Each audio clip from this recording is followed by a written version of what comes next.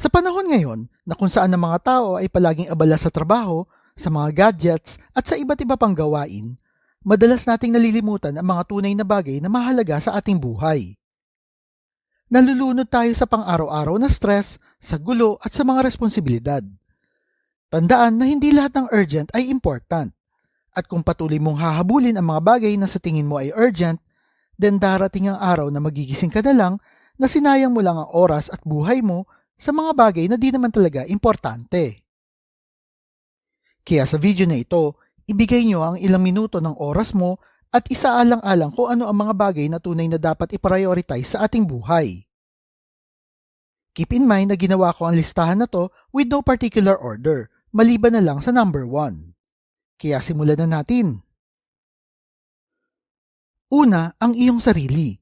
Ikaw ang priority number 1, hindi ang asawa mo, hindi yung trabaho mo, hindi ang mga kaibigan mo, at hindi ang mga anak mo. Kung di mabuti ang pakiramdam mo, then di mo kayang tumulong sa iba. Sino na ba sa inyo ang nakasakay sa eroplano? Naalala niyo ba yung paglagay ng oxygen mask?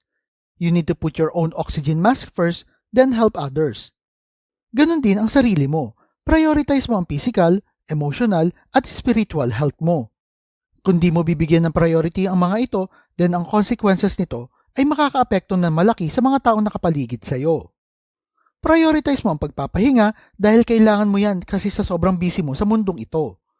Prioritize mo ang kalusugan mo dahil kahit anong dami ng pera mo at pangarap, kung wala ka namang lakas para gawin ito, ay baliwala rin ang yaman mo. Ang pangalawa, oras sa mga anak mo. Tandaan mo na kapag lumipas na ang oras ay di mo na ito maibabalik pa. At kasama dun ang oras sa mga anak mo. There is no rewind. Tingin mo ba na pwede ka magtrabaho muna ngayon at saka mo na lang sila makakasama? Di na sila magiging bata uli. Kaya wag nating hayaan na lumipas ang panahon na di sila nakakasama at i-enjoy ang pagiging musmus nila. Dahil di mo napapansin na lumilipas ang panahon at may iba't iba na silang priority sa buhay nila at di ikaw yun.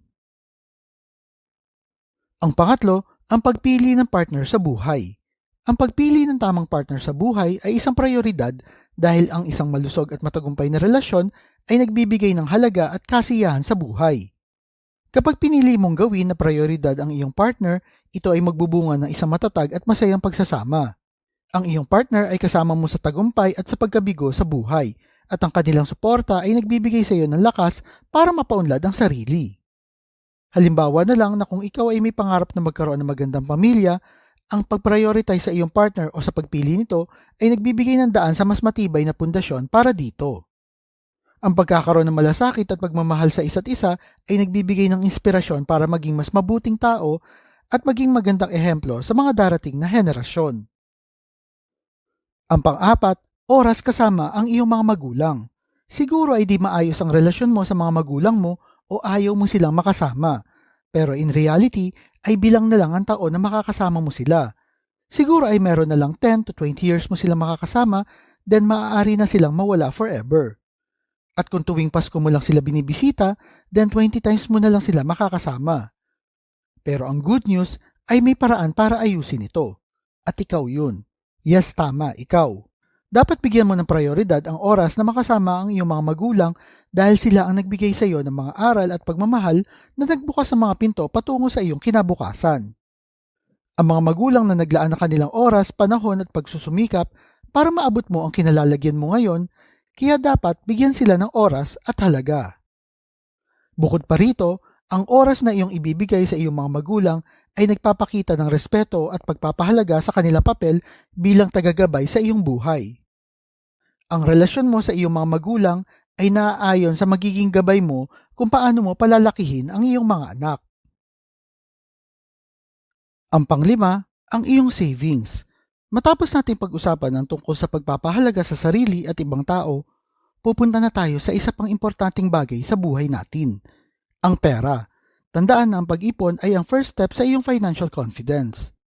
Ang pagkakaroon ng emergency fund ay maaari magbigay sa iyo ng peace of mind kung sakali may mangyari sa iyo at di mo na kaya magtrabaho.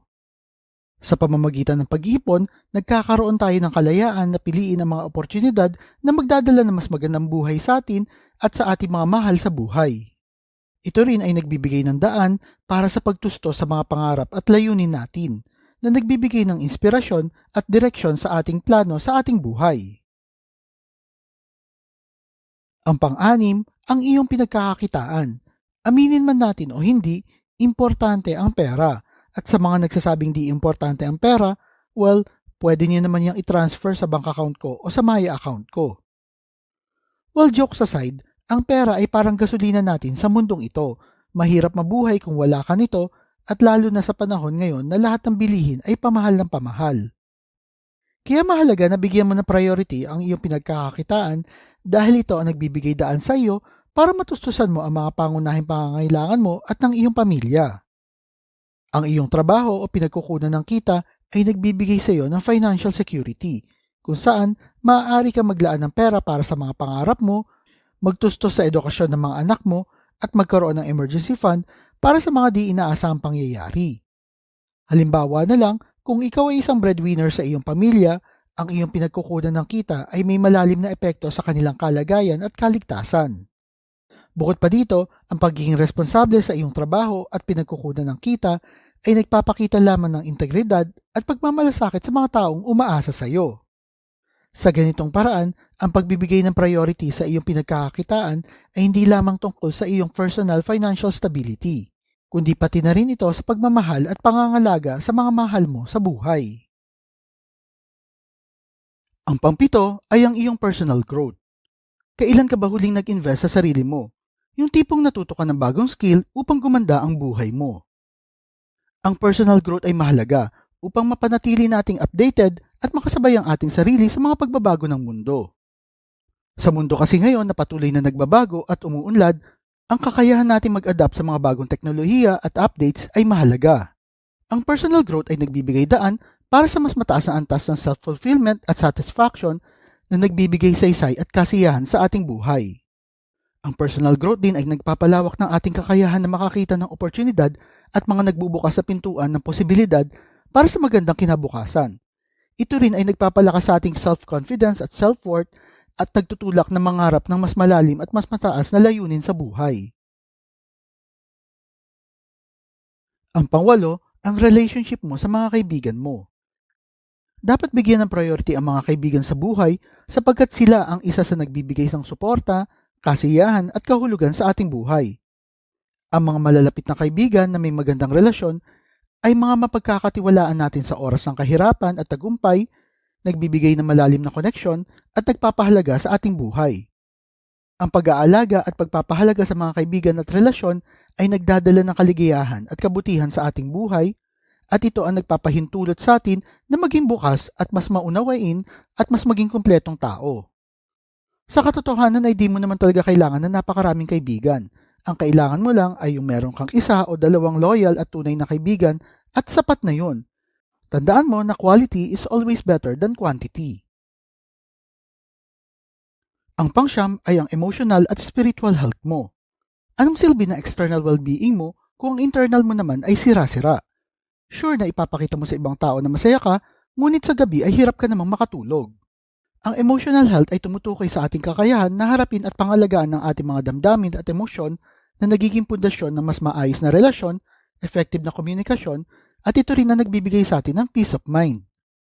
Ang spiritual health naman ay nagbibigay kahulugan at direksyon sa ating buhay, nagdadala ng pagtitiwala, pag-asa at kaligayahan. Ito ang nagpapalalim ng koneksyon sa ating sarili at sa iba, na nagdadala ng lakas at kapanatagan sa gitna ng mga pagsubok. Sa pamamagitan ng pag-aalaga sa iyong emotional at spiritual health, mas nagiging balanse at makabuluhan ng ating buhay na nagbibigay daan sa atin ng matagumpay na harapin ang mga hamon ng buhay. Ang pangsampu, ang iyong investments at business. While di mo kaya magtrabaho habang buhay, kailangan mo matutunan kung paano mag-invest o magsimula ng isang negosyo. Ito ang madalas na binabaliwala ng mga tao ngayon. Sa katotohanan, dapat habang bata ka pa lang o unang magkaroon ka pa lang ng trabaho, ay unti-unti mo nang pag-aralan kung paano mag-invest ng pera o magsimula ng isang negosyo dahil makakatulong ito sa iyo kung sakali matanggal ka sa trabaho at para tuloy-tuloy pa rin ang cash flow na darating sa iyo. Ito ang isang bagay na madalas na binabaliwala ng mga tao ngayon lalo na nung mga nasa 20s pa lang. Tandaan na habang nasa 20s ka pa lang at konti pa lang ang responsibilidad mo, ito ang best time na mag-experiment ng negosyo at mag-invest para mag-take advantage sa compounding effect ng pera mo. Ang mga bagay sa video na ito ay di naman ibig sabihin na pagsabay-sabayin mo. May kanya-kanyang stage sa buhay natin na dapat i-prioritize ang bawat isa. Mahalaga na tukuyin mo ang mga priorities mo na mahalaga sa iyo at angkop sa iyong sitwasyon. Maaaring magbago ito sa bawat yugto ng iyong buhay, ito ay normal na proseso lamang ng pag-unlad at magkaroon ng fulfillment sa buhay. And I hope na intindihan nyo ang ibig kong sabihin sa video na ito. At kung mahilig kayo sa mga videos tungkol sa pera, motivation o business, like and share nyo lang ang video na ito at kita-kita po ulit tayo sa mga susunod na video.